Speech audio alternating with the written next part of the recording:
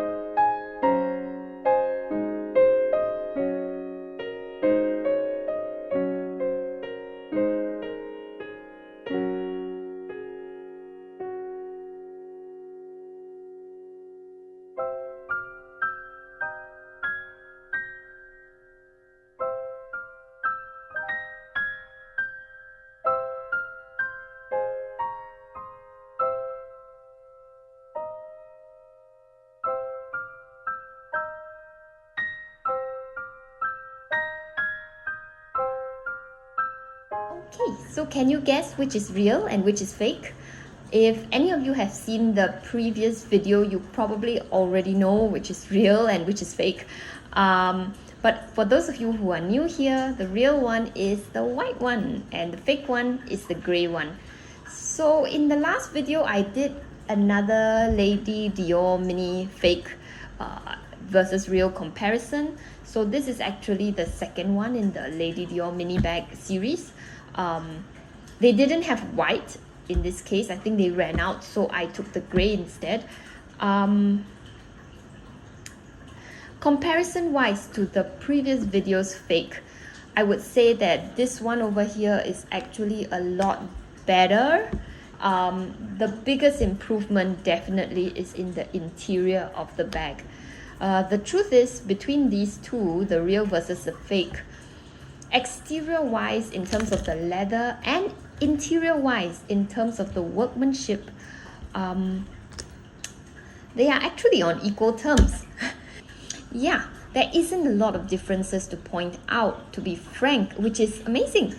But there is one area which I think perhaps all the Lady Dior fakes have not managed to fully replicate, because I also had the same issue in the previous Lady Dior fake by the other brand, but that one had a lot of other issues as well. For this current fake one, this is the only issue that I find.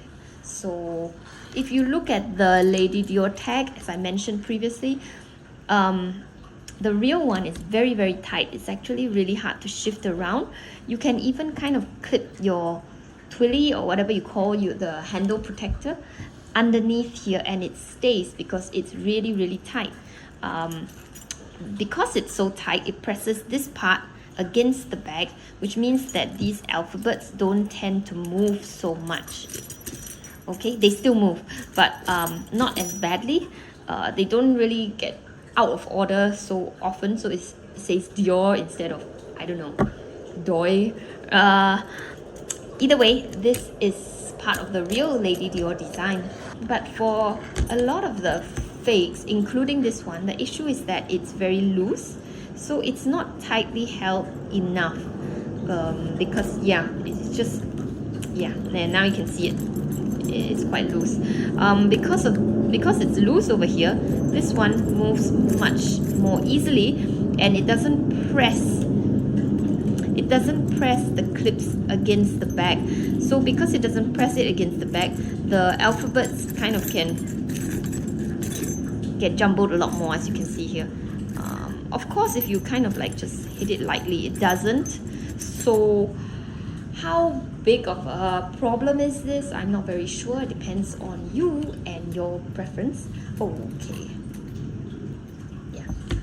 So how much an issue this is depends on you and your preference, and whether you intend to jangle the bag around like that. See the real one. It's still Dior. So this is the biggest issue that I find. In fact, this is the only issue that I find problematic with this bag. Otherwise, they have actually done a very, very, very good job. The handles are very, very nicely done. Unlike the previous fake, the sloping for this versus the real one is actually very, very similar. Material wise, you can't feel it, but I can, and it feels the same. It feels exactly the same, to be quite frank. The interior, the flap is really nicely done, perhaps even nicer than the real one. If you notice, the real one had some wrinkles. This one doesn't. And the interior is nicely lined, very neat. The logo is not slanted, unlike the previous fake, which I just find such a ridiculous mistake to make. Yeah. So overall, this is actually a pretty good Lady Dior fake. The only thing to take note of is the logo. If that bothers you, then I have not found a better fake. So you might have to really buy the real one. Yeah, but if this doesn't bother you, then actually go for it. I find this a pretty good fake. Oh yes, one other thing, the strap. If you guys notice, I did notice that the kind of the metal glued to the leather part isn't perfectly centered all the way. I think this is a really minor issue. It doesn't really bother me that much. If it really bothered you, you could probably... Okay, it's not glued, it's actually sewn on. So if it really bothered you, you could probably actually adjust it a little bit yourself. Just change the stitching or just tighten the stitching so it kind of holds it a little bit more to the center. Yeah, but otherwise, pretty good. The hardware. And in this newer bag, it's not on the heat stamp at all. See that? However, the made in US tag is sewed into the inside lining of the bag. If I can, right here. So this tag says made in the US on it. Oh, so hard to show you, I'm sorry. Get that into view. Older bag does not have that fabric tab on the inside at all. Now here's the final difference. The older bag's inside pocket lining is coated in plastic. I don't know if you can tell or see that, but that's plastic. And the newer bags do not have that plastic coating. My lining is in pretty good condition. In fact, it's perfect. There's no marks or anything like that. But I have seen other bags on the pre-loved market where this is peeling off. I don't think the peeling is a huge deal. I mean, if it just keeps peeling off naturally, it's just going to look like the inside of the newer pockets. So again, I will be selling one of these bags. I'm not quite sure which one yet. They're both in excellent condition. The new one, excellent because I haven't really used it. Corners are fine. No scuffs, no major wrinkles on the leather at all. Okay, same with the pochette on the inside. It's not warped and out of shape as you see some of the used ones. Barely used it. No tarnishing, no wrinkles, no scuffs. Okay. My older bag, no real corner damage at all. These bags wear really well. I'm not too rough on my bags, but I don't baby them either. No scuffs, sorry. And there is some wrinkling of the leather here by the handles, where when I store this bag, the handles were kind of folded onto the inside, so I think that's where that comes from. Again, they're both pretty spotless on the inside. They're very clean. They're both great bags. I just don't know what to do yet. If you have any opinions on that, please let me know. If you are looking for one... Hi there, welcome to my channel. My name is Kathy. In today's video, I'm going to show you my friend's Chanel collection. So while I was at her house, I thought it was fun to show her Chanel collection because she's big on Chanel and she's got some really pretty bags. So as you can see, these are all her bags, Chanel bags. First one is Chanel medium flap, and it's supposed to be really green color, and I don't know why it's showing as an emerald green, but it's just pure, like, just green. Very lambskin, very pretty. This is Chanel reissue 226 in gold hardware, and I think the leather might be a varnished leather. It has some shine to it. This is 225 Chanel reissue, all black hardware. She said that's why she likes it, because it's different from anything else. And it has a pointed top if you see it from the side. That's the thing about Chanel reissue. It has the outer part, it has a pointed top. Okay, and then the next one is a Chanel medium flap in caviar, gold hardware. This one is a Chanel rectangular mini in silver hardware, caviar. This is Chanel rectangular mini in caviar, light gold hardware.